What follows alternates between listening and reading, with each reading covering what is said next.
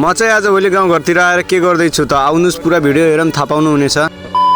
अस्ति मैले एउटा भ्लग पोस्ट गरेको छु, सबभन्दा पहिला गएर त्यो भिडियो पनि माया गरिदिनु होला। मैले आफैले पनि सोचेको थिएन कि म यति धेरै इमोसनल हुन्छु भनेर। अनएक्सपेक्टेड पुरै आँखामा आँसु आइरहेको थियो। सो ठिक छ, तपाईहरुलाई त्यो भ्लग हेर्न मन छ भने मेरो युट्युबमा जानु होला, सबैभन्दा फर्स्टमै आउँछ त्यो भ्लग। अनि आज चाहिँ मेरो मम्मी बाबा म सबै मिलेर भुस्साहरू राख्ने काम गर्दैछौँ। मैले मिनी भ्लग बनाउन लागेको 3 महिना भयो अनि 3 महिनामा चाहिँ एउटा भिडियो मात्र भाइरल गरेको छु जसमा मेरो 77,000 भ्युज आएको छ। अनि त्यो 77,000 वाला भ्युअर्सहरू खै कहाँ गए आजकल मेरो मिनी भ्लगहरूलाई माया गर्दैन। मम्मी बाबालाई चाहिँ यो भन्दा अगाडिको भिडियोहरुमा कुनै पनि भिडियोमा कसैले पनि देखेको थिएन किनकि मम्मी बुवा चाहिँ इन्डियामा हुनुहुन्थ्यो। आज 3 वर्षपछि यहाँ आउनु भएको छ। सो आजभोलि तपाईहरुले देख्न सक्नुहुन्छ मेरो मम्मी बुवा मैसँग हुनुहुन्छ। मेरो भ्लगहरु भाइरल होला नहोला त्यो त तपाईहरुको हातमा छ, तर आफ्नो उमेर, आफ्नो परिवार अनि आफ्नो परिवारका मेम्बरहरुलाई मैले भिडियोको मार्फतबाट कैद गर्न चाहन्छु। यो सबैजनाले भ्लग माया गरिदिनु होला अनि युट्युबमा गएर चाहिँ सबैले सब्स्क्राइब गरिदिनु होला भन्न चाहन्छु।